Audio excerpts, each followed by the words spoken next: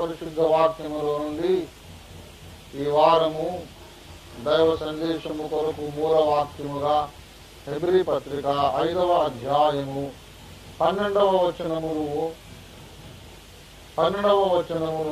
మూల వాక్యముగా మనం చదువుకుందాం.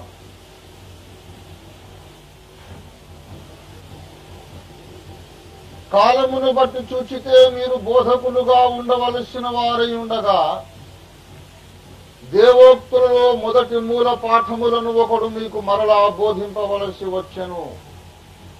మీరు పాలు త్రాగవలసిన వారే గాని బలమైన ఆహారము తినగలవారు కారు. చిన్న మాట మనం ప్రార్థన చేసుకుందామండి. ప్రేమ కలిగిన మా యేసయ్య, ఈ ఉదయకాలం ముందు ఈ వాక్యం మీద ప్రసంగించమని మీరు చూపించినారు. ఎందుకో నేను ఎరుగను, మీ దాసుడు ఎరుగడు ప్రభువా. కానీ మీ మాటకు లోబడితే శ్రేయస్కరము, అది విధి కనుక ప్రభువా. నీ దాసుడు మీ మాటకు లోబడి ఈ మూల వాక్యమును చదివాడు. ఇప్పుడు బోధించవలసిన వాడవు నీవే ప్రభువా. దిగిరండి ప్రభువా. మీ దాసుని మీ నోటి బోరగా చేసి వాడుకొని, మీ నోటిగా మీరు వాడుకొని మీరు మాట్లాడండి. కన్న తండ్రి, మీ దాసుడు ఒట్టివాడేనని మాకు తెలుసు. మీ దాసుడు మాట్లాడతాడు ఏదో విందామని కాదయ్యా మేము ఇక్కడికి వచ్చింది. తన సొంత రక్తమునిచ్చి తన సొంత ప్రాణమునిచ్చి మమ్మల్ని విమోచించిన మా విమోచకుడు యేసు మాట్లాడితే వినాలని ఆశపడి వచ్చాను. దయచేసి మమ్మను మీ ఆహారము చేత తృప్తిపరచి మమ్మను నింపి బలపరిచి పంపండి ప్రభువా. మాతో మాట్లాడండి. మాకేది అవసరమో, ఎవరికేది కావాలో ఎరిగిన వాడవు. అందరితో మీరు మాట్లాడమని యేసునామమున వేడి ప్రార్థిస్తున్నాం తండ్రి. ఆమేన్, ఆమేన్, ఆమేన్. ప్రభువును ప్రియులారా, అత్యంత అవసరమైన ఒక అంశమును ఈ దినమున మీతో క్లుప్తముగా మాట్లాడాలని పరిశుద్ధాత్మ దేవుడు నాతో 100% స్పష్టంగా మాట్లాడాడు. ఈ వచనము మీద ప్రసంగించు అని దేవుడు నన్ను ఆజ్ఞాపించినందుకే ఈ మాట చదవవలసి వచ్చింది. ప్రియులారా, వ్రాయబడిన వచనమును ఒకసారి మనం చూద్దాం.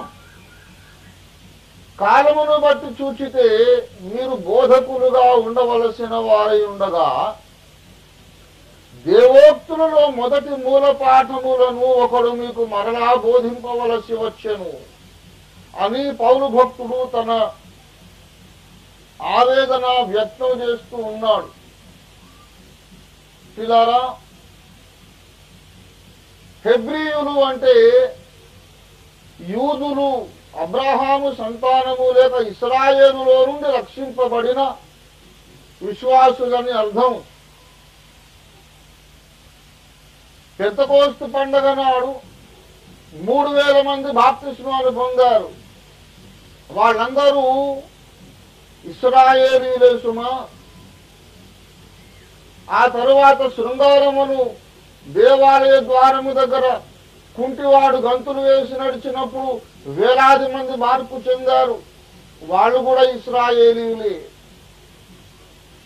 హెబ్రీ విశ్వాసులంటే అందరికంటే సీనియర్ మోస్ట్ బిలీవర్స్ అని అర్థం. 8వ అధ్యాయం దాకా 11వ అధ్యాయం దాకా అపొస్తలుల కార్యాలలో అన్యులకు సువార్త చెప్పడానికి అపొస్తలులు ఇష్టపడలేదు.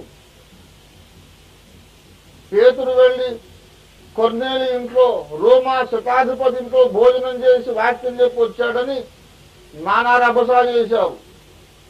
నీవు యూదుడవై ఉండి ఒక అన్య జాతి వారింట్లో ఎట్లా చేయగలిగావు, ఎట్లా భోజనం చేశావని గొడవ చేశారు. ఆరంభములో రక్షణ పొందిన వాళ్ళందరూ కూడా ఎవరు? ఇశ్రాయేలీయులు. వాళ్ళే హెబ్రీయులు. హెబ్రీ భాష అంటే యూదుల భాష. గనక దేవుని బిడ్డలారా, కొరింథీయుల కంటే, ఫిలిప్పీయుల కంటే, ఇంకా ఇతర అన్య జాతులలో నుంచి రక్షించబడిన వారందరికంటే ముందు రక్షింపబడిన వారే హెబ్రీ విశ్వాసులు అన్నమాట. అందుకే పౌలు అంటాడు ఏమిటంటే, నాయనా మీరు రక్షింపబడి ఎన్నేళ్ళు అయిపోయిందో ఆలోచించండి. 25 ఏళ్ళు అయిపోయింది, 30 సంవత్సరాలు అయిపోయింది. కాలమును బట్టి చూస్తే మీరందరూ ఒక్కొక్కడు ప్రసంగికుడు కావలసి ఉండింది. ఒకడు ప్రసంగికుడుగా ఎదగడానికి ఎంత టైం అవసరమో అంత టైం గడిచిపోయింది మీ బ్రతుకులో. కానీ ఇప్పుడు మీరు ఏ స్థితిలో ఉన్నారంటే, మొదటి మూల పాఠములను ఒకడు మీకు మరలా బోధింపవలసి వచ్చెను. మరలా బోధింపవలసి వచ్చనంటే అర్థమేంటి? మరలా అంటే అర్థమేంటి? మొదట ఒకసారి బోధించబడిన పాఠముదే ఇప్పుడు మళ్ళా చెప్పిందే మళ్ళీ చెప్పాల్సి వస్తోంది. చెప్పిందే మళ్ళీ ఎందుకు చెప్పాల్సి వస్తోంది? మొదట చెప్పినప్పుడు మీరు విన్నటువంటి పాఠములను మీరు మరచిపోయారు. ఉపదేశములను మరచిపోవుట విశ్వాసులకు ఉన్నటువంటి సర్వసాధారణమైన జబ్బు. అది మొదటి శతాబ్దం నుండి ఇప్పటి వరకు ఉన్నటువంటి జబ్బు. విశ్వాసం అన్న వాడికి ఉండే లక్షణం అది. ప్రసంగాలు వింటాడు కానీ పట్టించుకోడు. పట్టించుకున్నా అది మర్చిపోతాడు. విన్నంతసేపు ఎంజాయ్ చేస్తాడు. చాలా బాగుందండి ప్రసంగం అంటాడు. వచ్చే వారం అడగండి, పోయిన వారం ఏం ప్రసంగం చేశానంటే ఏమిటో కానీ బాగా చెప్పాడండి. ఏం చెప్పాడో కానీ బాగా చెప్పాడు. బాగా చెప్పడం ఏంటి ముఖం? అసలు ఏం చెప్పి పాయింట్ ఏమిటి? నువ్వేం తీర్మానం చేసుకున్నావు? పోయిన వారం దేవుడు ఏం గద్దించాడు, నువ్వేం తీర్మానం చేసుకున్నావు? పోయిన వారం అంతా ఏ తీర్మానం ప్రకారం గదికావు? ఆయనంతా ఎవరి జ్ఞాపకం ఉంది సార్? ఈ లోకవార్తలు చెప్పుకోవడంతోనే టైం అంతా గడిచిపోయింది. దేవుని వాక్యం ఎవరికి జ్ఞాపకం ఉంది? ఎవరికి గుర్తున్నది? మరచిపోవుట సర్వసాధారణమైన జబ్బు. అందుకే ప్రకటన గ్రంథము 2వ అధ్యాయం 5వ వచనం చూడండి దయచేసి. నీవు ఏ స్థితిలో నుండి పడితివో అది జ్ఞాపకము చేసుకో. ప్రకటన గ్రంథము 3వ అధ్యాయం 3వ వచనం చదువమ్మా. నీవేలాగు ఉపదేశము పొందితివో, నీవేలాగు వింటివో జ్ఞాపకము చేసుకో. జ్ఞాపకము చేసుకోమంటాడు మాటి మాటికి. కారణం ఏమిటి? నీవేలాగు వింటివో జ్ఞాపకం చేసుకో, ఎలాగ ఉపదేశం పొందితివో జ్ఞాపకం చేసుకో. దేవుని బిడ్డలారా, జ్ఞాపకము చేసుకోమని ఎందుకు మాట్లాడుతున్నాడంటే, మరచిపోవుట విశ్వాసికున్న సహజమైన జబ్బు. నా ప్రాణమా, యెహోవా చేసిన ఉపకారముల్లో దేనిని మరువకు అని ఎందుకు అన్నాడు? మేళ్లు మర్చిపోతాడు, ప్రసంగాలు మర్చిపోతాడు, ఏమండి దేవుని గద్దింపు మర్చిపోతాడు, దేవుని సన్నిధిలో మోకాళ్ళొంగి చేసిన కన్నీటి తీర్మానం కూడా మర్చిపోతాడు. ఫర్గెట్ఫుల్నెస్, మతి మరుపు అనేది చాలా భయంకరమైనటువంటి లక్షణం ప్రియులారా. ఆఖరికి తీర్మానాలు ప్రసంగాలే కాదు, యేసయ్యను కూడా మర్చిపోతాడు. అందుకే ప్రభు అన్నాడు, నన్ను జ్ఞాపకము చేసుకుంటకై దీనిని. ఎందుకు జ్ఞాపకం చేసుకోవాలి? మర్చిపోతున్నాం కాబట్టి. ఎంత దౌర్భాగ్యం అండి! యేసయ్య మనల్ని మర్చిపోతున్నాడా? తన గర్భమున పుట్టిన బిడ్డను స్త్రీ మరచిపోవునా? వారైన మరచుదురు గాని నేను నిన్ను మరవలేనన్నాడు. రాత్రింబగళ్ళు మన కొరకు విజ్ఞాపన చేస్తున్నాడు ఆయన. మనమేమో యేసయ్యను మర్చిపోతాం, ఆయన మాటలు మర్చిపోతాం, లేఖనాలు మర్చిపోతాం, మూల పాఠములే మర్చిపోతున్నాం. మూల పాఠాలు మర్చిపోయి ఎక్కడికి నైనా నువ్వు యాత్ర చేసేది?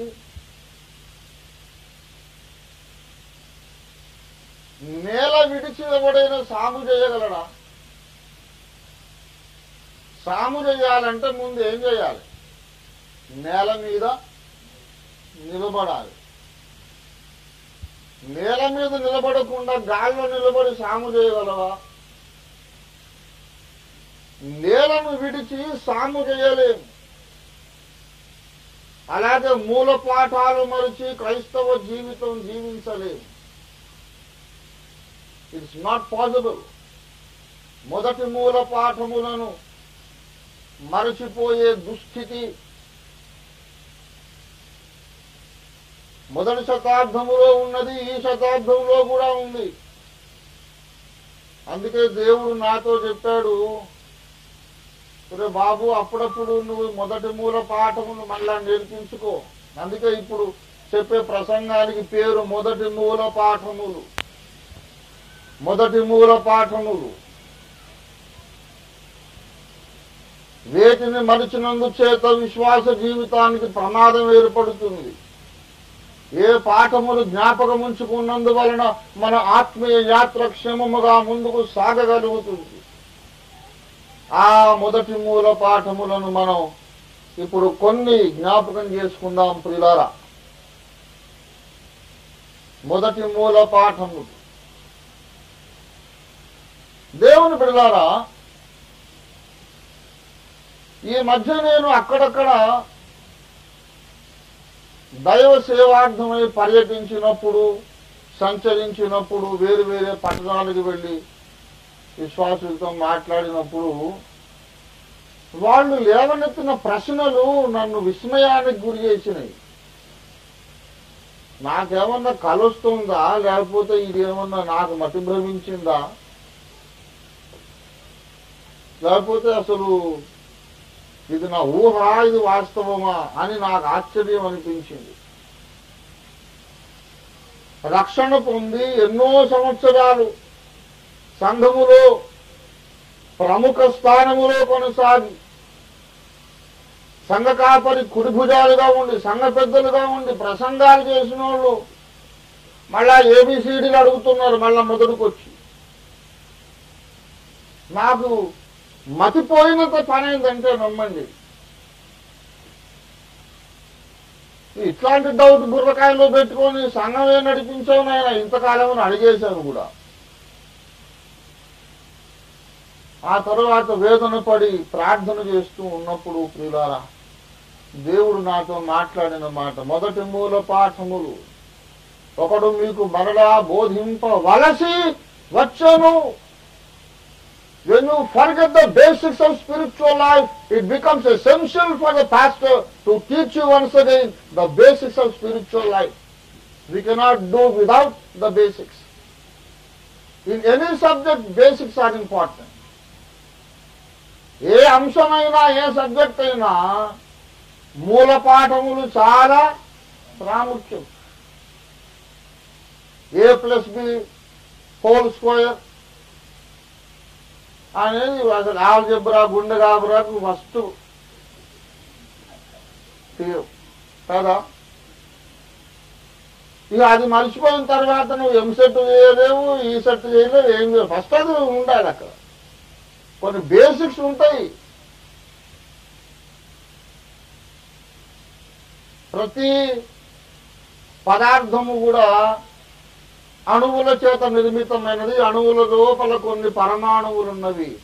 All matter is built up by atoms coming together. Atoms club together and every atom has some of the smaller particles in it, electrons, protons, neutrons అనేది బేసిక్ లెటర్. అది మర్చిపోయిన తర్వాత ఎలక్ట్రానిక్స్ లేదు, రేడియో లేదు, టీవీ లేదు, ఏమి లేదు, computer లేదు. ఆటమ్స్ అనేవి ఉన్నాయి అనేది ఒక బేసిక్. అది అర్థమైందా? ఆటమ్స్ మర్చిపోయి ఎలక్ట్రాన్స్ మర్చిపోయిన తర్వాత మళ్ళా నువ్వు బిఈ చేయలేవు, ఏమి చేయలేవు. ఏ అంశానికైనా ఒక మూల పాఠం ఉంటుంది. వంట వండాలనుకోండి, ఫస్ట్ పొయ్యిలో మంట రావాలి. అది బేసిక్. అది వంట వండడానికి పైన కూరగాయల, ఆకుకూరల, చికెనా, మటనా అని తర్వాత సంగతి. ముందు కింద మంట లేకపోతే అవి ఏ ముక్కలు వేసినా ఉడకవు. అవునా? కనుక ప్రతిదానికి కొన్ని మూల పాఠములుండును. ఆత్మీయ జీవితానికి కూడా మూల పాఠాలు ఉన్నాయి. మహాప్రభు పరలోక మర్మాలు, ఇహలోక మర్మాలు, రెండవ రాకడ అన్ని నేర్చుకొని అసలు సంగతులు మర్చిపోయి మళ్ళీ మొదటి పాఠాలు ఇట్లెందుకు అట్లెందుకు అని అడుగుతున్నారు. దేవుని బిడ్డలారా, కాబట్టి మీకు నేను చాలా వారితో దండం పెట్టి చెప్తున్నా, మరచిపోకండి. మొదటి మూల పాఠములు మళ్ళీ చెబుతున్నా, ఎప్పుడూ మర్చిపోకండి. మనము మరిచిపోకూడని మూల పాఠముల్లో మొట్టమొదటిది మానవుడు జన్మతః పాపి. నన్ను కొంతమంది రెవరెండులు అడిగారు, ఏమండి పాస్టర్లు అడిగారు, మానవుడు జన్మతః పాపి కాడంట కదా, మానవుడు బై బర్త్ పాపి కాడంట కదా అని. ఎవరంటే ఇంటర్నేషనల్ మ్యాగ్నిఫిషెంట్ ఛాలెంజింగ్ స్పీకర్ చెప్పిండట.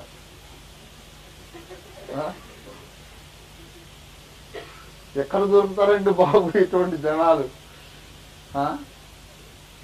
అదొక మర్మము. నేను వాళ్ళని కుర్చీకి కట్టేసి కొట్టాలనా, లేకుంటే నా తలకాయ గోడకేసి కొట్టుకోవాలనా, లేకుంటే ఆటో ఎక్కి హుసేన్ సాగర్లో పోయి దూకాలనా, నాకేం అర్థం కాలేదు. మానవుడు జన్మతః పాపి కాడట, పుట్టినప్పుడు పిల్లలు పరిశుద్ధులట. ఇదొక మర్మమట.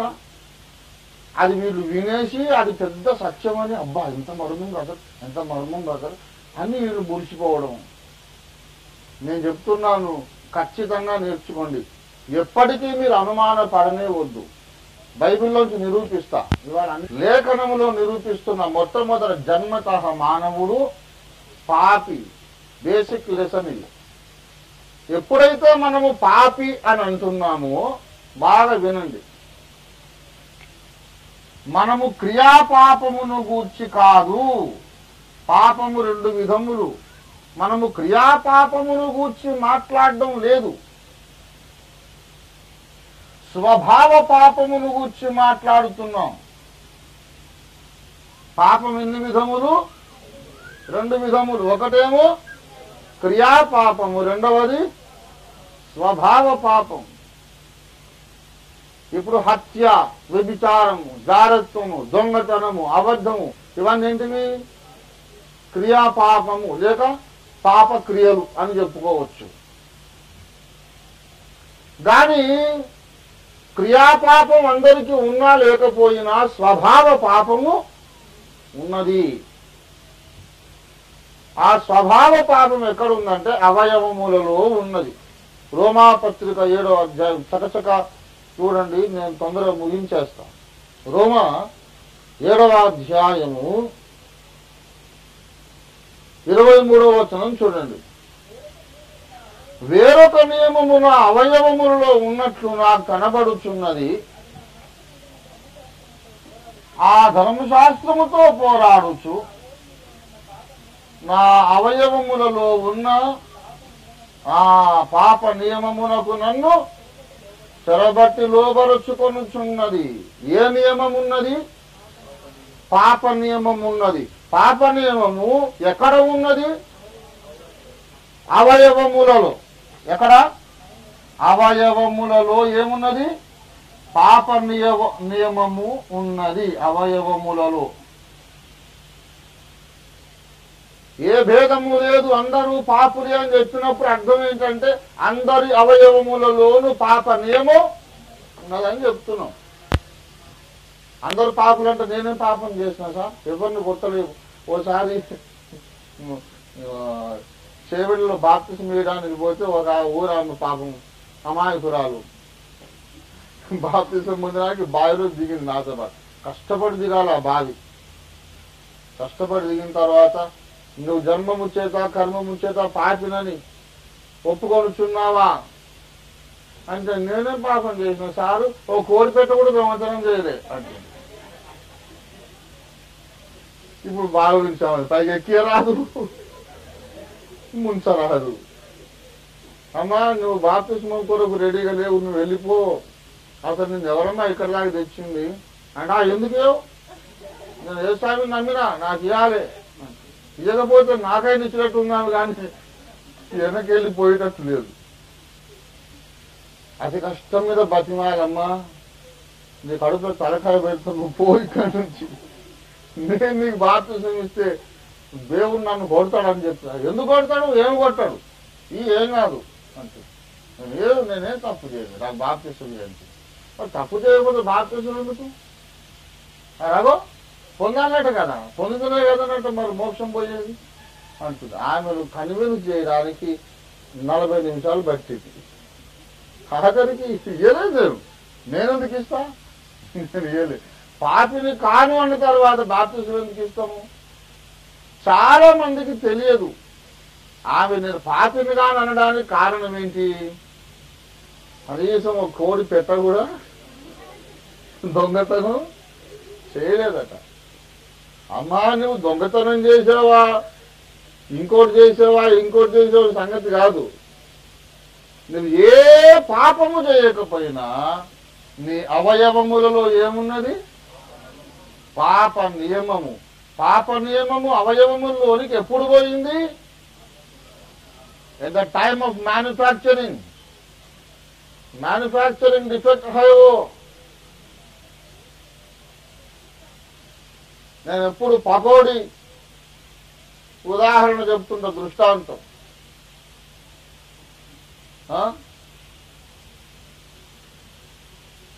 ఇప్పుడు కిస్మిస్ పండుగ వచ్చింది అనుకో, అప్పుడు బుస్కోట్లు చేస్తారు కదా, ఏం చేస్తారు?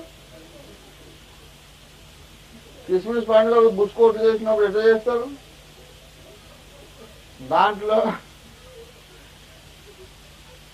కొంచెం మైదా పిండి, అందులో ఎప్పుడు పకోడేనా సార్, ఎప్పుడన్నా మాకు ఇంకేం నేర్పవచ్చు అని మీరు అంటారని ఇప్పుడు బుస్కోట్లు నేర్పిస్తున్నాను. మైదా పిండి, దాంట్లో కొంచెము చక్కెర, తర్వాత పాలు, తర్వాత కోడిగుడ్డు, చాలు పెట్టుకుని అరటిపండు కూడా వేస్తే ఇంకా బాగుంటుంది. అరటిపండు వేయకుండా కూడా పర్వాలేదు. ఇవన్నీ వేసినా కూడా కొంచెం సోడా ఉప్పు వేయాలి. అది మర్చిపోయినాం అనుకో రాయి లాగవుతుంది. దావీదు వడిసెల్లో పెట్టినట్టు గొలియాతు కూడా అవుట్ అవుతాడు అంతే దాన్ని పెట్టి.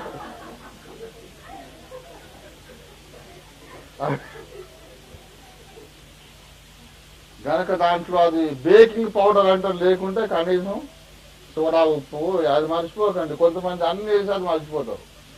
అది కొరికితే ఎంత గట్టిగా ఉంటుందంటే మళ్ళా రోట్లు వేసి దంచి మళ్ళీ కొత్తగా మళ్ళీ బుస్కోట్లు చేయాలి దాన్ని. ఇప్పుడు ఇదంతా అయిన తర్వాత చక్కెర కూడా వేస్తాం కదా, నూనెలో కాల్చిన తర్వాత వాటిని డోనట్స్ అంటారు. DOUGHMUT donuts.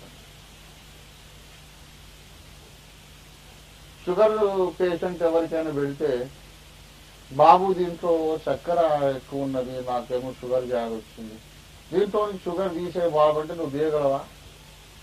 తీయలేవు. ఎందుకు తీయలేవు? बनाने के वक्त मिलाया गया उसमें शक्कर, अभी नहीं निकलता. అది మ్యానుఫ్యాక్చరింగ్ చేసేటప్పుడే దాంట్లో షుగర్ కలుగుతాం, మధ్యలో దాన్ని తీసేయడానికి వీలు. అలాగే అమ్మ కడుపులో మనం పిండముగా తయారవుతున్నప్పుడు మేనమామది నడ్డు సట్టిముక్కు, ఇటు తాతయ్యదేమో హైటు, ఇటు తాతయ్యదేమో వెయిటు, ఆయనదేమో కలరు, ఇంకొకరిదేమో కళ్ళు, ఇట్లా ఆ ఖాందాన్ మొత్తం ఒకరికొకరు సరిగా, ఒకరిదేమో కర్లీ హెయిర్. అసలు తండ్రిది ఆదాం అనే తండ్రిది పాపం. ఈ దినుసులు మొత్తం కలిసి లోపల బుస్కోట్ తయారైంది. ఓ బాహర్ నికల్నేకే బాద్ ఇప్పుడు ఇందులో నుంచి పాపం తీయమంటే ఎట్లా తీయాలి సార్? తీయరాదు, అప్పుడు తయారైనప్పుడే ఉంది. అందుచేతనే యోబు 14:4 చదవండి. నాయన ఇది ఏబిసిడి. ఇప్పుడు మళ్ళా కొత్తగా ఏదై రెండో రాకడ దగ్గరకు వస్తుందో ఇది చెప్పాల్సి వస్తుంది. ఒక ఆయన అందుకే మొన్న నన్ను రెండో రాకడ ఎప్పుడు సార్ అని అడుగుతున్నాడు. రెండో రాకడా శ్రమలకు ముందా తర్వాతనా? అంటే నేనన్నా నీకు మొదటి రాకనే అర్థం కాలేదు, రెండో రాకడ ఎందుకు నా నీకు? అదంతా నన్ను అడుగుద్దని చెప్పాను. నువ్వు ముందు మొదటి రాకడ సంగతి నేర్చుకో. మారు మనసే లేదు, బాప్తిసమే లేదు, రెండో రాకడట ఎందుకు నీకు? మొదటి మూల పాఠములు మర్చిపోతే యేసు ఎప్పుడు వచ్చినా నువ్వు నరకానికే పోతావు, పరలోకానికైతే పోవు. ఈ పాఠాలు ముందు గట్టిగా నేర్చుకోవాలి. యోబు 14:4 చెప్పండి, చదువు. పాప సహితునిలో నుండి పాపరహితుడు పుట్టగలిగితే ఎంత మేలు, కానీ అలాగ ఎవడు? పులికి ఎప్పుడన్నా పిల్లి పిల్ల పుడుతుందా? పుట్టదు. కుక్కకు మేక పిల్ల పుడుతుందా? పుట్టదు. ఈ పాప సహితుడు అంటే ఎవరు తెలుసా? మొట్టమొదట తండ్రి అయినటువంటి ఆదాము అన్నమాట. ఆదాము పాపము చేశాడు. రోమాపత్రిక 5వ అధ్యాయము 12వ వచనం చదవండి దయచేసి. ఇట్లుండగా ఒక మనుషుని ద్వారా పాపమును, ఆ పాపము ద్వారా మరణమును లోకములో ఎలాగూ ప్రవేశించారు. ఒక మనుషుని ద్వారా పాపం. ఎవరా మనుషుడు? ఆదాము. ఆదాము ద్వారా పాపం వచ్చిందండి, అది తెలియదు. ఆదాము ద్వారా మనమందరం పాపులంగా చేయబడ్డాం. 19వ వచనం చదవండి, 5:19. ఒక మనుష్యుని అవిధేయత వలన అనేకులు పాపులుగా చేయబడి. దేవుని బిడ్డలారా, ఎవరా ఒక మనుషుడు? ఒక మనుషుని అవిధేయత వలన అనేకులు పాపులుగా చేయబడ్డారట. ఆదామును ఒక మనుష్యుడు, అతని అవిధేయత వలన అందరూ పాపులుగా చేయబడ్డారు. దేవుని బిడ్డలారా, పాప కర్మ అనే దాని గురించి కాదు మేము మాట్లాడేది, పాప స్వభావము. ఈ పాప స్వభావమును విరుగుడు చేయకపోతే మనిషి పరలోక రాజ్యానికి వెళ్ళలేడు. నువ్వు పాప కర్మ చేసినా చేయకపోయినా స్వభావం అందేమున్నది? పాప స్వభావం ఉన్నది. దాన్ని విరుగుడు చేయాలి, లేకపోతే గ్యారెంటీగా నరకానికి పోతాం. స్వభావము లోపలుంది కనుక అప్పుడప్పుడు పైకి ఏమొస్తుందండి? ఏమొస్తుంది? పాప క్రియలు వస్తాయి. ఒకవేళ పాప క్రియలు ఉన్నా లేకపోయినా లోపల స్వభావం ఉన్నది. ఇప్పుడు ఈ చిన్నపిల్లలు పాపులు కాదు అని చెప్పేటాయనకు ఒక వచనం దొరికింది. బోడి తెలివి అంటారు దాన్ని. ఆ మత్తయి సువార్త 18వ అధ్యాయము 3వ వచనంలోనట, మీరు మార్పు నుండి మీరు చిన్న బిడ్డల వంటి వారైతేనే తప్ప మీరు పరలోక రాజ్యములో ప్రవేశింపలేరు అని ఎవరన్నారు? యేసయ్య అన్నారు. అంటే మరి ఇప్పుడు మనం ఏం చెప్తున్నాము? చిన్నపిల్లలు కూడా పాపులేనని. మరి చిన్నపిల్లలు పాపులైతే యేసయ్య ఏమన్నాడు? మీరు మార్పు నుండి పిల్లల వంటి వారు కావాలంటే అర్థం ఏంటి? మీరు మార్పు నుండి పాపులు కావాలన్నా యేసయ్య అని నేను బోడుతుంది. అంటే ఆ మాత్రం అవుడియా రాకనే భక్త సింగ్ గారు వీళ్ళందరూ మహానుభావులందరూ మనుషులు పాపులని చెప్పారా? మనం ఎంత సంస్కర్తలమైనా ఒక మాట చెబుతున్నా, మనకన్నా ముందున్న పెద్దలను గౌరవించాలి. వాళ్ళందరూ ఫూల్స్ కాదండి. సెయింట్ అగస్టిన్ కానీ, భక్త సింగ్ గారు కానీ, పిఎం సమూయేల్ గారు కానీ, ఇలాంటి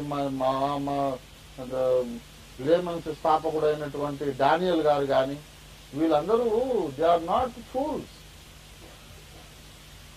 వాళ్ళ కాళ్ళ కాడ కూర్చొని తీసుకురావడానికి కూడా పనికిరాం మనం. ఇప్పుడు వాళ్ళందరూ లేక మనకు ఏమంటారు, మనం వెలుగుతున్నాం కొంచెం. చెట్లు లేని కాడ ఆనందం చెట్టు మా వృక్షం అని. అదే ఇప్పుడు డానియలయ్య గారు బ్రతుకుంటే నేను ఇక్కడ కూర్చోను, కాళ్ళ కాడ కూర్చొని కాళ్ళు విసుకుంటుంటా. Yes, I mean it. They are great people. Bhakti Singh గారితో మనం ఎన్ని ప్రసంగాలు చేసినా సమానం అవుతామో మనం? ఎప్పటికి కాలేము. ఇప్పుడు టైం వచ్చింది, ఏదో దేవుడు వాడుకుంటున్నాడు. ఎవరు దొరకలేదు ఆ చుట్టుపక్కల. బిలాంను గర్దిద్దామంటే ఎవరు దొరకలేదు, గాడిదే దొరికింది. సరే అరే బాత్ కరోజు గాడిదని పెట్టాడు. మనం ఆ లెవెల్ మనది. అంతేగాని మనం ఏదో గ్రేట్ పరిశుద్ధులను మనం భక్తులను అనుకున్నామంటే మనం దుష్మని జారుతాం. ఏదో ఇప్పుడు 4 ప్రసంగాలు చేతనేది అని వెనుకటోళ్ళందరూ ఫూల్సా? అక్కడ ఏమనుంది? మీరు మార్పు నుండి చిన్న బిడ్డల వంటి వారైతే తప్ప పరలోకానికి రారంటే మరి పరిశుద్ధులైతే పరలోకానికి వెళ్ళం కదా. చిన్నపిల్లలకు కావాలంటే పరిశుద్ధంగా కావాలని ఆ ఈక్వేషన్ రాసుకున్నారు. నేను చెప్తున్నాను, ఓరి పరమశుంఠ, చిన్నపిల్లల వంటి వారు కావాలంటే అర్థం ఏంటిదంటే, చిన్న పిల్లలలో ఒక బలహీనత ఉంటుంది. Please listen to me carefully and learn very clearly. చిన్న పిల్లలలో పాప నియమం ఉన్నది కానీ అది క్రియగా మార్పు చెందడానికి, క్రియగా ట్రాన్స్లేట్ చేయబడడానికి ఈ శరీర అవయవాలు ఇంకా అప్పటికి పరిపక్వము కాలేదు. ఇప్పుడు మాటలే రాదా, మమ్మీ డాడీ అనేదే రాదా, అబద్ధం ఎట్లా చెప్తాడు వాడు? నాలుక ఉన్నది కానీ అబద్ధమాడుటకు తగినంతగా అది పరిపక్వం కాలేదు. అలాగే లైంగిక అవయవాలు ఉన్నవి కానీ జాగ్రత్తము చేయుటకు తగినంతగా అవి ఇంకా పరిపక్వం కాలేదు. చిన్నప్పటి నుంచే లోపల విషం ఉంది, మాటలే రావు కాబట్టి అప్పుడు అబద్ధం ఆడడు. మాటలు నేర్చుకున్న తర్వాత అబద్ధాలు మొదలు పెడతాడు. చిన్నప్పటి నుంచే వీడు పాప ఇది బాబు అని అంటున్నాం, కానీ పరిపక్వం కాలేదు కనుక తప్పులు వ్యభిచారం చేయరు. తగినంతగా శరీరం పరిపక్వమైనాక జాగ్రత్తలు స్టార్ట్ చేస్తారు. జాగ్రత్తం స్టార్ట్ చేయకపోయినా కనీసము మనస్సులోనన్న జాగ్రత్తం చేయడం మొదలు పెడతారు. When the body is ripe enough and mature enough. చిన్నపిల్లలలో అవయవములలో పాప నియమం ఉంది కానీ అది క్రియగా మారడానికి అవకాశం లేదు. విశ్వాసులైన మీరు కూడా ఆ స్థితికి మళ్ళా రండి అంటాడన్నమాట. అది యేసయ్య చెప్తున్నమాట. మీలో పాప నియమం ఉన్నది, ఉండవచ్చు, అది ఉంటుంది. ఎప్పటి వరకు ఉంటుంది పాప నియమం? యేసు మరలా వచ్చి 2వ రాకడలో మనకు మహిమ శరీరం ఇచ్చేదాకా పాప నియమం ఉంటుంది. కానీ ఆ పాప నియమం ఉన్నను వాటిని క్రియగా మార్చడానికి మీరు ఒప్పుకోవద్దు. మీ అవయవములను దేవుడికి అప్పగించం. రోమా పత్రిక 6వ అధ్యాయము 13వ వచనం. మరియు మీ అవయవములను దుర్నీతి సాధనములుగా పాపమునకు అప్పగింపకూడి, అయితే మృతులలో నుండి సజీవులం అనుకొని మిమ్మును మీరే దేవునికి అప్పగించుకొనండి. మీ అవయవములను నీతి సాధనములుగా దేవునికి అప్పగించుడి. దేవుని బిడ్డలారా గమనించాలి. 16వ వచనం. లోబరుటకు దేనికి మిమ్మల్ని మీరు అప్పగించుకొందురో అది చావు నిమిత్తము పాపమునికే గాని నీతి నిమిత్తముగా విధేయతకే గాని దేనికి మీరు లోబడుదురో దానికే దాసులగుదురని మీరు ఎరుగరా? ఇప్పుడు మీకు ఒక చాయిస్ ఉంది. ఈ అవయవములను నేను పాపమునకు అప్పగించుకుంటే పాపానికి దాసుని అయిపోతా, రిఫ్యూజ్ చేస్తాను అనుకో. No, I will not commit my organs of my body for sin. దీన్ని నీతికి అప్పగించుకుంటా, దేవునికి అప్పగించుకుంటాను. బలమైన తీర్మానం చేస్తే నేను దేవునికి దాసుని అవుతాను, నీతికి దాసుని అవుతాను. చిన్న పిల్లలలో కూడా పాప నియమం ఉన్నది. సంపూర్ణ సిద్ధి పొందిన భక్తులలో కూడా పాప నియమం ఉంది. చిన్నపిల్లవాడేమో అవయవాలు ఇంకా పరిపక్వం కాలేదు గనుక పాప కర్మ చెయ్యడు. సంపూర్ణ సిద్ధి పొందిన భక్తుడేమో తన బలమైన తీర్మానమును బట్టి పాప కర్మ చెయ్యడు. కానీ ఇద్దరిలోనూ పాప నియమం ఉన్నది కానీ అది క్రియగా అనువదింపబడడం లేదు. అది బేసిక్ లెసన్. అది అర్థం కానోడు కూడా ప్రసంగికుడు, ఇంటర్నేషనల్ ఛాలెంజింగ్, ఇంకేంది. I don't know why people follow such preachers. అలానే ఎంఏ లెక్చరర్గా పెడితే అట్లనండి, వాడు ఎంఏడి లెక్చరర్ అవుతాడు.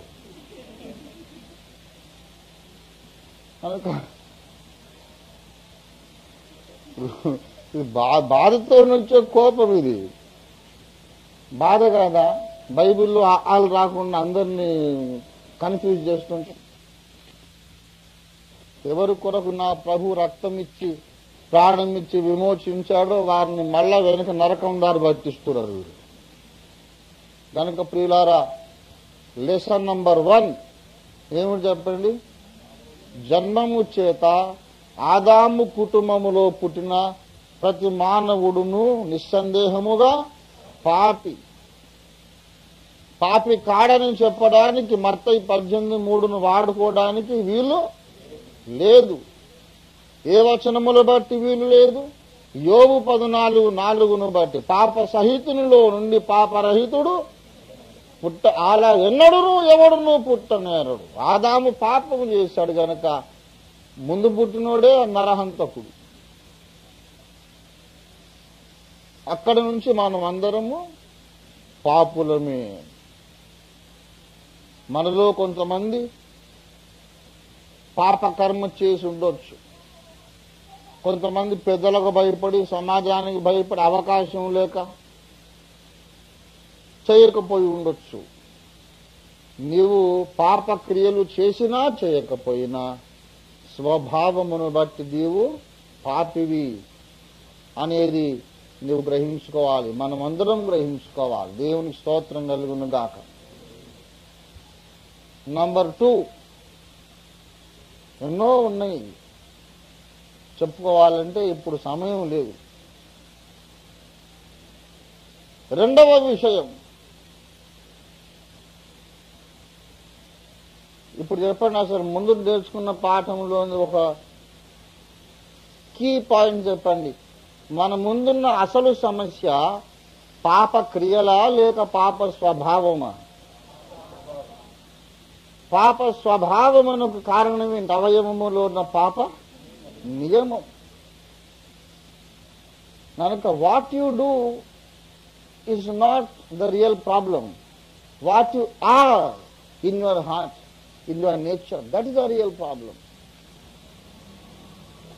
ఆ జన్మము చేత మనకు సంక్రమించిన ఆ పాప. చిరుతపులి పుట్టిన తర్వాత ఎవరన్నా పెయింటర్ దగ్గర తీసుకుపోయి, ఇది చిరుతపులి కడుపున పుట్టిందండి, పాపం, మరి దీనికి పైన చుక్కలు లేకుండా దాని జాతులు దాని పరువే పోతుంది, కొంచెం మంచిగా వాటర్ ప్రూఫ్ కలర్ పెట్టి మంచిగా చుక్కలు అని పెయింటర్ దగ్గర చుక్కలు వేయించే అవసరం ఉందా? అది పుట్టేటప్పుడే చుక్కలు పెట్టుకొని పుడుతుంది. దేవుని బిడలారా, చిరుతపులికి పుట్టుకతోనే ఎట్లా మచ్చలు వస్తాయో, కంచరగాడిదొక పుట్టుకతోనే చారలు ఎట్లా వస్తాయో, పెద్ద పులికి పుట్టుకతోనే చారలు ఎట్లా వస్తాయో, అలాగే నీగ్రో జాతీయుడికి పుట్టుకతోనే కిలో పెదవులు ఎలాగొస్తాయో, అలాగుననే మనకందరికి జన్మము చేత ఏమొచ్చాను? వచ్చింది. కొన్నిసార్లు పాపం చేయలేము మనం. ఎందుకు చేయలేదంటే, ఎవరిని చూస్తే పరువు పోతుందేమో, చేద్దామని ఆశగానే ఉంది కానీ అందరూ చూస్తే ఎట్లా అని. ఒక్కోసారి ఏమో అవకాశం రాలేదు. నేను చెప్తున్నా, మనం ఎంత నీచులము నేను చెప్తున్నా. మనం అది ముందు గుర్తించాలండి. మనం మంచోళ్ళం కాదు, మంచోడు ఎవరు లేడు, మనం మంచోళ్ళం కాదు. ఒకసారి నేను దేవభక్తి సాధన అని దాంట్లో రాశాను చూశారు, అది నా సొంత సంభవమే రాశానన్నమాట. ఒకసారి ఒక ఇంటికి దర్శించాలంటే ఎప్పుడు ఇద్దరిద్దరం కలిసిపోయేది. అప్పట్లో నేను సేవలో వచ్చిన కొత్తలో ఇద్దరిద్దరం కలిసిపోయేది. ఒకరిని వెళ్ళకపోయేవాడిని. ఎందుకు వచ్చిన గొడవ లేనిపోయి అంటుకుంటే. ఒక సిస్టర్ గారు దర్శించమని పిలిస్తే నేను ఇంకో బ్రదర్ని తీసుకొని వస్తానమ్మా, ఒక్కడిని రాను అని చెప్పా. అప్పుడు ఆమె చాలా మెచ్చుకుంది. బ్రదర్ మీరు చాలా జ్ఞానవంతులండి, ఎంత జ్ఞానం అండి, నిజంగా ఐ అప్రిషియేట్ యు బ్రదర్. మీరు ఒక్కరే వచ్చి దర్శించిపోతే మనం మంచోళ్ళమైనా లోకము అపార్థం చేసుకుంటుంది. మనం మంచోళ్ళమని మనకు తెలుసు, లోకానికి ఏం తెలుసు. కనుక మనం కేర్ఫుల్గా ఉండాలి, మీరిద్దరు రావడం మంచిదే బ్రదర్ అనండి. నేను చెప్పిన ఇచ్చిదాన్న అడిగారు అసలు కేసు. మనం మంచోళ్ళమైతే లోకం అపార్థం కాదు, అసలు ముందు నేనే మంచోడిని కాదు, అందుకే ఇద్దరం వస్తున్నామని చెప్పి. అది సంగతి. నేను మంచోడు కాదు. I'm not ashamed to say it, ఎందుకంటే అది ఫ్యాక్ట్. అది దావీదు గొలియాతును చంపి, సింహమును చీల్చి, ఎలుగుబంటును చీల్చి, దేవుని కొరకు కవిత్వం రాసి, కవితలు, పాటలు, పద్యములు రాసి, యుద్ధములు చేసి ఆత్మాభిషిక్తుడై మెస్సియా గూర్చి ప్రవచనములు రాసిన తర్వాతనే ఊరియా భార్య మీద ఆశపడ్డాడు. నేను ఒకసారి ఆశ్చర్యపడి దేవుని అప్పుడు నాకు చాలా చిన్న వయసులో దేవుని ముందు అడుగుతున్నా, ప్రభువా ఎంత ఆశ్చర్యమైనా ఇంత భక్తుడు అంత నీచమైన పని ఎట్లా చేశాడు కదా ప్రభువా అని అంటున్నా. దేవుడు అంటున్నాడు ఒక మాట అన్న, బాబు అవసరము అవకాశము ఈ రెండూ కలిసి వస్తే నువ్వు ఇంతకంటే 100 నీచంగా దిగజాగుతావురా నువ్వు అన్న. Even you can do the same. నువ్వు పెద్ద భక్తుని వారంటే నువ్వు దావీదుని అంటావా?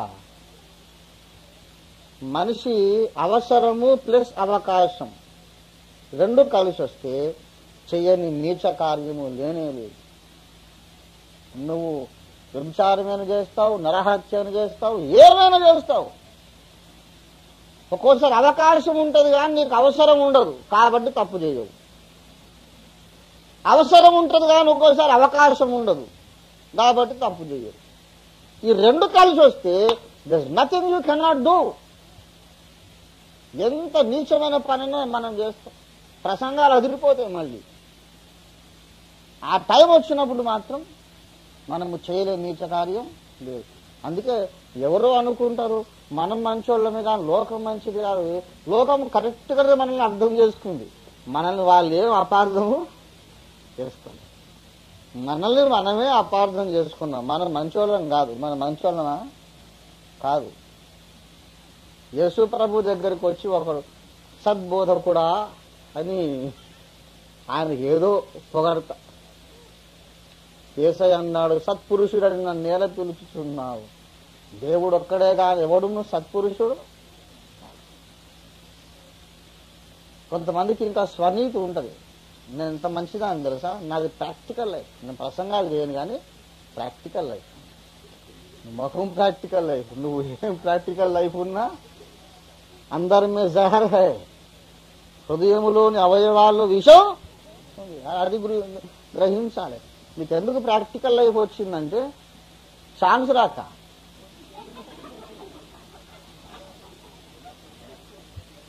కనుక దేవుని బిడలారా, మనం ఏదో ఈ స్వనీతి గర్వం వదిలిపెట్టాలి. మనం అందరమును జన్మతః, అర్థమైందా గట్టిగా? ఎవరైనా చెప్తే మీరు ఒప్పుకోకండి. చిన్నపిల్లలు పరిశుద్ధులు అంటే నీ మొహం నోరు మూసుకోమని చెప్తాను. దావీదు భక్తుడు ఏం చెప్పాడు? 51వ కీర్తన దావీదు భక్తుడు ఏమన్నాడు? పాపములోనే నా తల్లి నన్ను గర్భమున ధరించను, పాపములో నేను పుట్టినవాడను, తల్లి గర్భమున నే ధరింపబడినప్పుడే దురితుడనయుటిని, తల్లి గర్భమునానే ధరింపబడినప్పుడే దురితుండనయుంటిని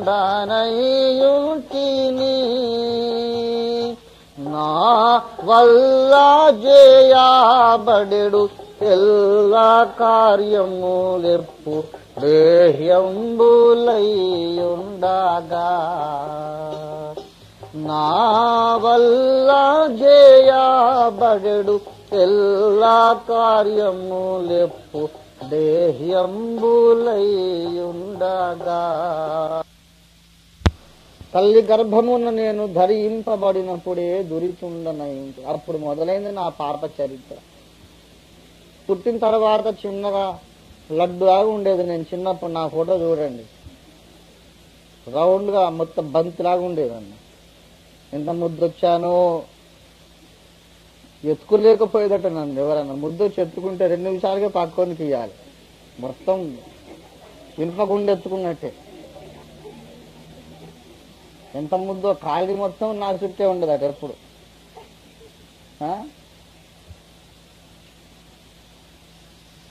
అంత ముద్దులు మూట కట్టే మంచి లడ్డులాంటి చిన్న పిల్లవాణిలో అసహ్యమైన భయంకరమైన పాప స్వభావము. ఎస్,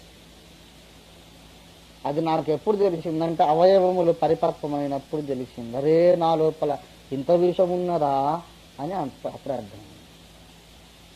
కనుక మొట్టమొదటి మూల పాఠ మానవుడు పాపి.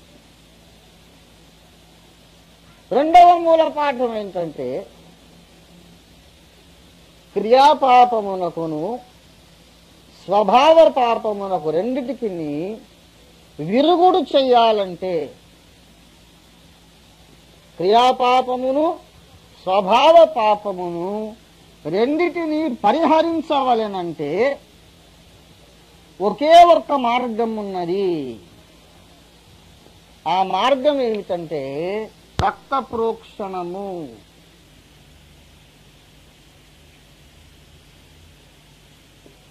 ఆ రక్తమునకు ఉండవలసిన లక్షణములు.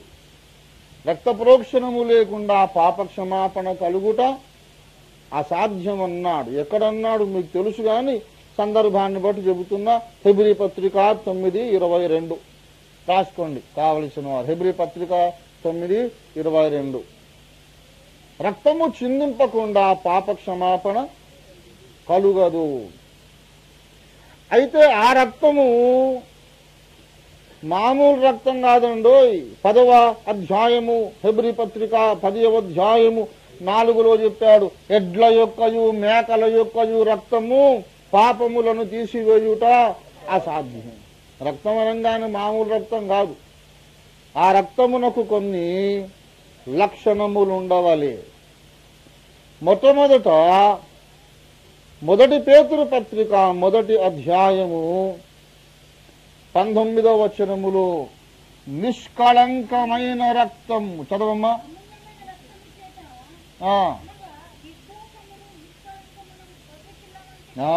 నిర్దోషమును నిష్కళంకమునైన గొర్రెపిల్ల వంటి క్రీస్తు రక్తము చేత.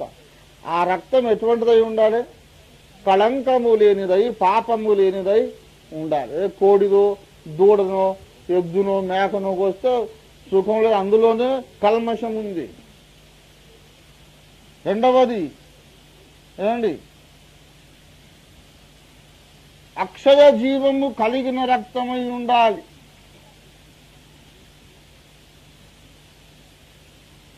These are basics of spiritual life and Christian life. आलू ये भूल गए तो और कुछ किसी को कोई फायदा नहीं है. అక్షయ జీవము కలిగిన రక్తం కావాలి. ఎక్కడున్నమాట? హెబ్రీ పత్రిక 7వ అధ్యాయము 16వ వచనం చదవండి. 15-16 కలిసిన భాగం చదవండి.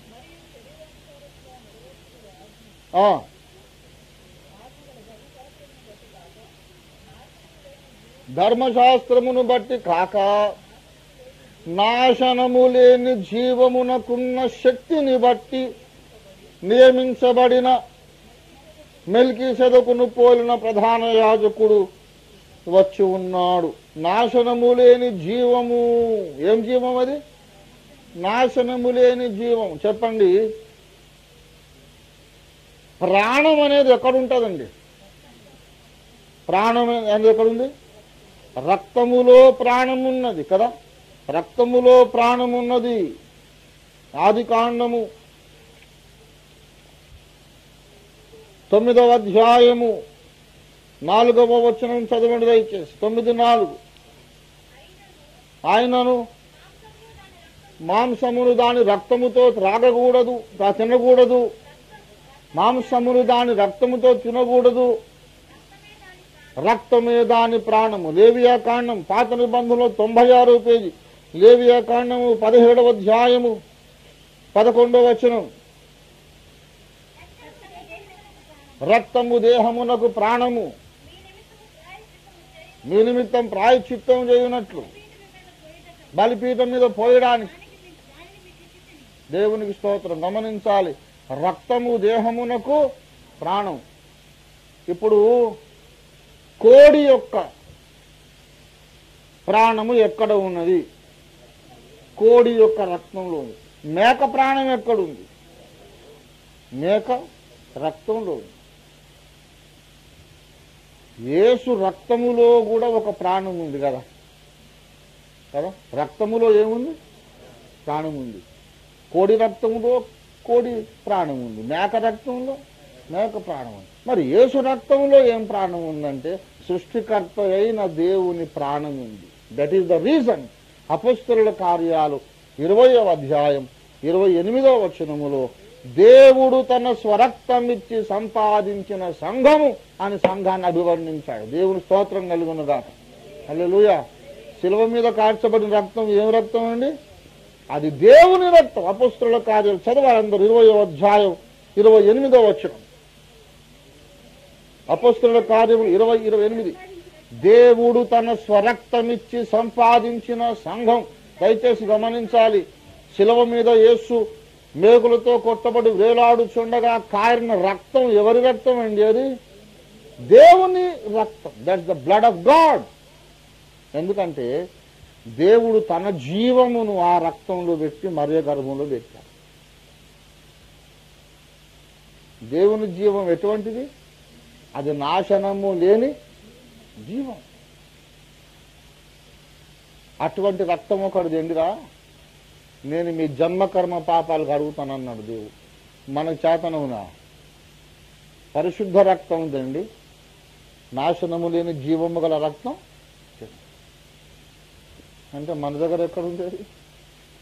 వీళ్ళందరూ కోళ్ళు కోసి, పావురాలు కోసి, మేకలు కోసి, కోడి దూడలు కోసి కోసి కోసి కోసి అలసిపోయారు. ఎడ్ల యొక్కయు మేకల యొక్కయు రక్తము పాపములు తీసివేయుట అసాధ్యం. గనుక ఆయన ఈ లోకమందు ప్రవేశించున్నప్పుడు 5లో చదువు.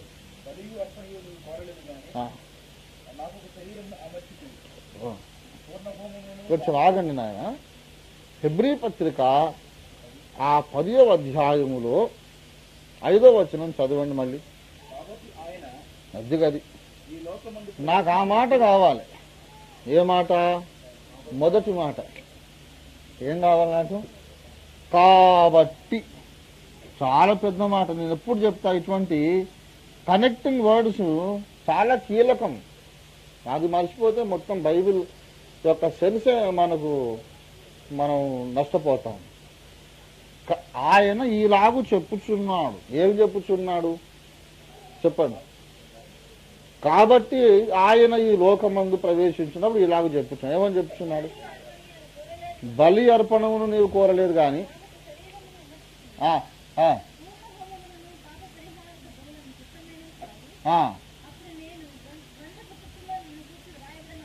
నన్ను గూర్చి వ్రాయబడిన ప్రకారము చూడండి. ఆ హెబ్రీ పత్రిక మీకు సహాయకరంగా ఉండటానికి హెబ్రీ పత్రిక 10వ అధ్యాయము 5వ వచనములో నుండి 2 ప్రశ్నలు నేను మిమ్మల్ని అడుగుతున్నా. 3 అడగొచ్చు, 3వది తర్వాత అది అంత ముఖ్యం కాదు. 2 అడుగుతా ప్రశ్నలు, ఆలోచించి జవాబు చెప్పండి. యేసు ఏమి చెప్పుచున్నాడు, తర్వాత ఎందుకు చెప్పుచున్నాడు? వాక్యమును బాగా అర్థం చేసుకోవాలి. యేసు ఏమి చెప్పుచున్నాడు?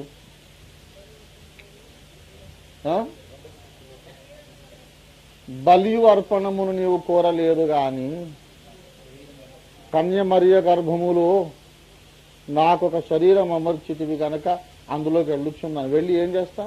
నీ చిత్తము గ్రంథపు చుట్టలో రాసిన ప్రకారము తండ్రిని చిత్తము చేయడానికి మరియమ్మ కడుపులో ఉన్న ఆ బాడీ ధరించుకోవడానికి వెళుతున్నా అని చెప్పి వచ్చాడు. ఏమి చెప్పుచున్నాడు? బలి అర్పణము నీవు కోరలేదు, దానికి బదులు నాకే ఒక శరీరం. మానవులు అర్పించే బలులకి ఇది ఆల్టర్నేటివ్, అసలు అది లాభం లేదు, సబ్స్టిట్యూట్ అన్నమాట. ఆ బలితో ఏ లాభం లేదు. నా శరీరమే బలిగా అర్పించడానికి నేను ఆ శరీరము ధరించుకోవడానికి వచ్చాను. ఏమి చెప్పుచున్నాడంటే అది. ఎందుకు చెప్పుచున్నాడు? అంతకుముందు అర్పించిన బలులు పనికి రాలేదు కాబట్టి, అంతకుముందు మనుషులు అర్పించిన బలులు పాపములను తీసివయ్యా లేకపోయినాయి కాబట్టి, ఈ కారణం చేత యేసుగాక ఇంకా ఎవరునూ మన పాపములను క్షమించలేదు. That is second basic lesson. క్రైస్తవ సంఘం యొక్క ఆ సందేశం ఏంటి? మన సందేశం ఏంటంటే అపోస్తలుల కార్యాలు 4:12. ఆ మెసేజ్ కొరకే అపోస్తలులందరినీ చంపారు. ఇప్పటిదాకా మనల్ని కొడుతున్నారు, చంపుతున్నారు. ఏంటి? మరి ఎవని వలనను రక్షణ కలుగదు. That is the message of the church. కొంతమంది ఏదో సోది మాట్లాడుతుంటారు. క్రైస్తవ సంఘం యొక్క మెసేజ్ చాలా గొప్పదండి అంటావు. ఆయన అంటున్నాడు. ఏంటి గొప్పదంటే, ఒక చెంప కొడితే ఇంకో చెంప దింపబడినది. ఎంత గొప్పదంటే వాడి చెంప మీద కొట్టడానికి లైసెన్స్ దొరికిందన్నమాట. మనమేమనొద్దు. ఒక చెంప మీద కొడితే ఇంకో చెంప దిప్పు అనేది ఈ లోకమునకు సంఘమిచ్చే సందేశం కాదు. లోకమునకు సంఘమిచ్చే సందేశం ఏంటంటే, మరి ఎవరి వలనను రక్షణ కలగదు. ఈ భూమి మీద దేవతలు అనబడిన వారు, దేవుళ్ళు అనబడిన వాళ్ళు కోటాను కోట్ల మంది ఉన్నారు. ఒక్కరికి కూడా నీ పాపములు క్షమించే అధికారము లేదు లేదు లేదు లేదు. యేసును గాక ఇంకెవరిని నమ్మినా నువ్వు చచ్చిపోయిన తర్వాత 100% గ్యారంటీగా నరకానికి వెళుతావు. That is the message of the Bible. That is not the message of Ranjit Taufir. That is the message of the Bible. అది బైబిల్ చెప్తోంది, నేను చెప్పట్లే. నన్ను కొట్టొచ్చు, చంపొచ్చు, పొంగబెట్టవచ్చు, కానీ బైబిల్ ఏం చేస్తావు? బైబిలు దేవుని వాక్యం, సకల వేదముల సారము కూడా ఇదే చెబుతోంది. ఏంటంటే రక్తము చిందింపకుండా పాప క్షమాపణ కలుగదు. మరి ఎవరి వలనను రక్షణ కలుగదు. ఈ నామముననే, అనగా యేసు నామముననే మనము రక్షణ పొందవలే. కొంతమంది విశాల హృదయులు ఈ దేవునికోసారి ఆ దేవునికోసారి మొక్కుతారు. ఏదో 10 రాళ్ళు వేస్తే ఒకటి తగలకపోద్దాను. 10 రాళ్ళు వేస్తే ఏదన్నా ఒకటి తగులుతుంది. 10 మందికి మొక్కితే ఎవడో ఒకటి కాపాడుతాడులే అనేది కాదు. ఎవ్వరు కాపాడరు. యేసయ్యకు ఒక్కనికి అధికారం ఉంది మన పాపములు క్షమించమని. అందుకే మనము నమ్మి బాప్తిస్మం పొందాలి. తర్వాత ఇతరులకు కూడా సువార్త. ఇంకా చాలా ఉన్నాయి, కానీ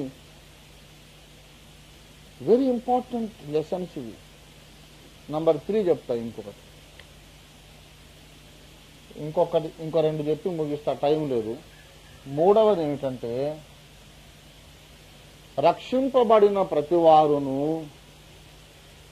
పరిశుద్ధాత్మ పూర్ణులై ఉండుట దేవుని చిత్తము. ఏండి? దేవుని చిత్తము. దీనికి మూలవాక్యం ఎక్కడంటే అపోస్తలుల కార్యములు 2వ అధ్యాయము 38వ 39వ వచనాలు చదవండి. 38, 30.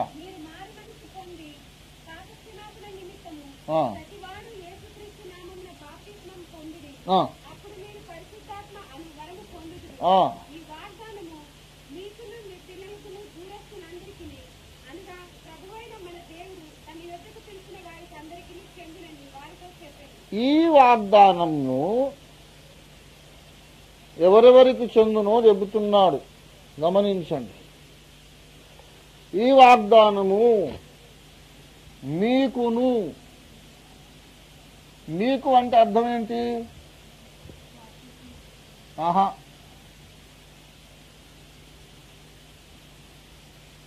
అంటే తన ముందున్నటువంటి తరమునకు, అప్పుడున్న ప్రస్తుత అంటే అప్పటి తరమునకు, మీకునంటే అప్పటి తరమునకు, తర్వాత మీకును మీ పిల్లలకును. అంటే అర్థం ఏంటి? పిల్లలకంటే రాబోవు తరములకు, ఫర్ కమింగ్ జనరేషన్. అరే ఎంత నెత్తి నోరు కొట్టుకొని చెప్పిన కొంతమంది పరిశుద్ధాత్మ ఇప్పుడేందండి, అప్పుడే అయిపోయాయి. అప్పుడు పరిశుద్ధాత్మ మొదటి శతాబ్దంలో అప్పుడు ఆత్మ పొందారు, ఇప్పుడు మనం పొందక్కర్లే అని చెప్తారు. కానీ బైబిల్ ఏం చదివావు అసలు? ఎందుకు బోధకు వచ్చి ఎవరు రమ్మన్నాడు నిన్ను? అసలు మనుషులను జరగొట్టానికి రావడం బోధకు. ఎవరెవరికి చెందిన ఈ వాగ్దానం?